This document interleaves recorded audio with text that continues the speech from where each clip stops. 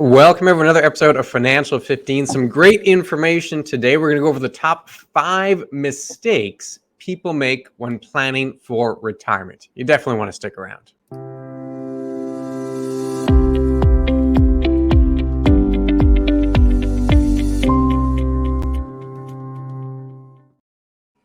Yes, everybody looks forward to retirement. It looks like it's going to be really simple, but there are mistakes that you can make, and there's also ways you can avoid the mistakes that are going to go on. So again, if you want to find out more information on videos along this line or anything else, please go to our YouTube channel and subscribe. Lots of great content there. We discuss a variety of different financial topics, or you can sit there and like us on Facebook. And most importantly, please visit our website at beckerorr.com. We have blogs, we have seminars, we have webinars, we have the whole 9 yards there, everything that you need to help with your financial situation. But today, we are talking about the top 5 mistakes people make when they're planning their retirement, not necessarily in it, but when they're getting ready to do it. And these are things that you can actually correct as well, aren't they, Clint? So what's the first thing that we should be looking at? Starting off with a hopeful message. I love it. We're talking about mistakes. You said you can avoid them, you can correct them. It's not a permanent issue.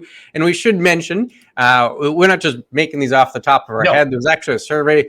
Natticus is a global company. They do these surveys every year. They actually survey financial professionals. They're talking to financial planners. Their 2022 survey, which just came out, the results of which came out, they had talked to 2,700 different planners in 16 different countries that compiled all the answers together.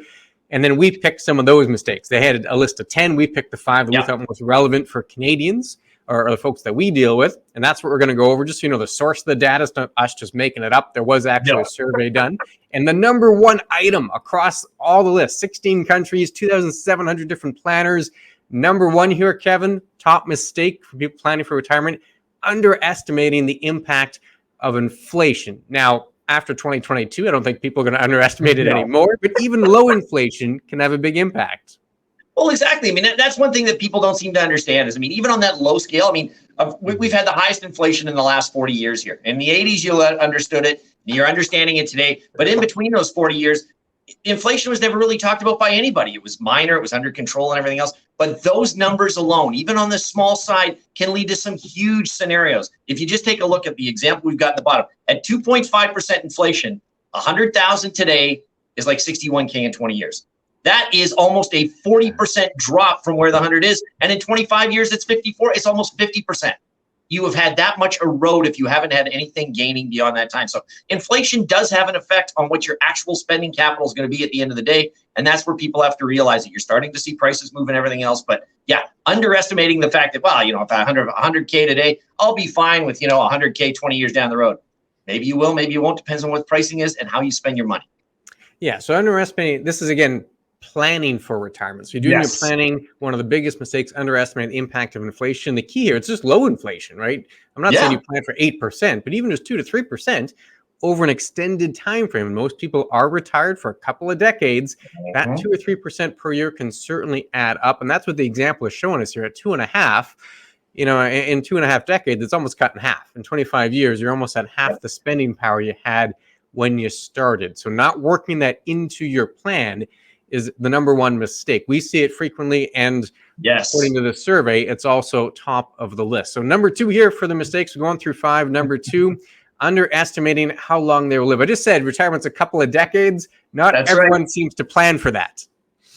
Yes, there is a reason that we chose 20 and 25 years for you as to what these numbers would look like. Because too many people are not planning that far in advance, maybe. You're retiring at 65, I'll be dead by 80. That definitely may not happen. So, I mean, you've got to make sure that you're planning for the longer term. Most financial plans will run probably into the mid-90s, and there's a rationale for that because we are finding out that humans are living longer. Each decade, we are getting longer and longer and longer. Every 50 years, people are living longer. So as you can see from the OECD report, we've got women, if you're over 65 now, you're going to live another 21 years on average.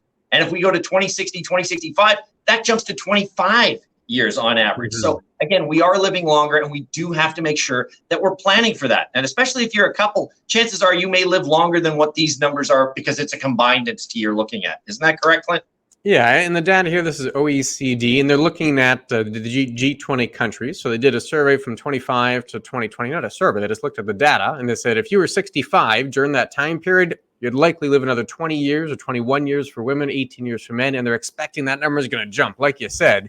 by 2060, 2065, the expectation is that most people are going to be living well into their 80s or into their 90s. So underestimating how long you'll live. And this impacts, we just talked about inflation. The impact of inflation, the longer you live, the bigger the impact inflation will be. So you'll need more just to keep up with inflation. You'll also need more simply because you're living longer. So that twofold impact here. That's the OECD data. If you quickly look, we've shown this in the past, but how long Canadians live, this statistics Canada, it essentially says the same thing. The numbers are slightly different, but not by much. So if you're planning for retirement, plan for a couple of decades of retirement. You mentioned it earlier, Kevin, we like to be conservative when we do financial plans. So often we'll go out to 94, 96, just to be on the safe side. So we don't want to run out of money. We'd rather have a little left over than run out before we pass away. So to avoid that, you have conservative assumptions in the plan. So always plan for a longer retirement so that you don't end up with that negative consequence of actually running out before you pass away. So we went through 2 mistakes. Let's get to number 3 here, Kevin. And I had a chuckle when I saw this in the survey, setting unrealistic return expectations. And I thought, well, unrealistic, maybe someone's going to plan, they want to get 10% a year or 12% a year. But no, they had a number. And according to this survey, the number was massive. Like it was huge. Look at that. 14.6%, and that's above inflation. We're not just talking you're getting a 14.6% return. You want that above inflation. As Clinton just mentioned, what you should be doing is erring on the side of caution. You want to make sure that you're putting realistic goals out there. 14.6% is not a realistic goal. We do not have markets that have averaged that over their lifetime. You're probably looking at market conditions, at least on the TSX. An average at 7% a year over a lifetime is a very good return. So again, making sure that you get those realistic expectations that have gone on. Now, of course, like I say, when we talk about average, it's not what you've seen. I mean, you go to 2021, 18, 20% return was a possibility. But again, last year, we saw the opposite side of the things happening. So again, your average return is going to be somewhere in that middle, and that expectation at 14.6% above inflation just isn't realistic. You have to set realistic goals on what you think you're going to get for a return. Yeah, I'm not sure who they're asking this for in terms of get that data point, but if inflation is 3% and they're 14.6 above, that means they're expecting 17.6% on average for a couple of decades. I mean, you don't have to save a lot of money if you can get that kind of return every year. If we could do that, you'd retire real early. Regardless, that data point aside, the general theme here is you want to be conservative with your plan. Often we'll use 4 or 5%. Not that we can get higher numbers than that. We're confident in our abilities, but we want to make sure we're conservative when we do the plan. Same reason why we plan for 94, 96 in terms of longevity. We want to use 4 or 5%, a lower number in the plan so that we know, all right, this is kind of our base. We only need to get so much of a return for the plan to work. If we get extra, fantastic. That's just gravy, that's surplus, that's an extra trip. We're not depending on an 8, 10, 12, or in that case, 14% in order to make the plan work. So always be conservative with your assumptions.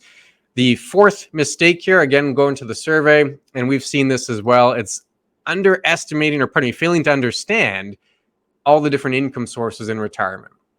Yeah, I mean, basically, there's a lot of people that, what am I going to live on when it's there? Do I have non-registered money? Do I have RSPs? And I mean, am I dealing with government benefits? Do I have a pension plan? All these things have to be taken into consideration for your income sources as to where the money's going to come from. Are you drawing from an RSP that's a large scenario, or do you have a small RSP because you have a decent pension that's going forward? And also, what am I getting from my government benefits? You have to understand where all your income sources are coming from, because sometimes people just don't. They're assuming either one scenario or the other. They don't include the government benefits, or you know what? They don't assume that things are going to go that way, or they're looking at their pension plan. And that's all they're dealing with from there. I don't have to put any more money away. My pension plan will cover me. While if your pension plan isn't indexed, as Clint showed earlier, inflation will erode whatever you have right there. And that may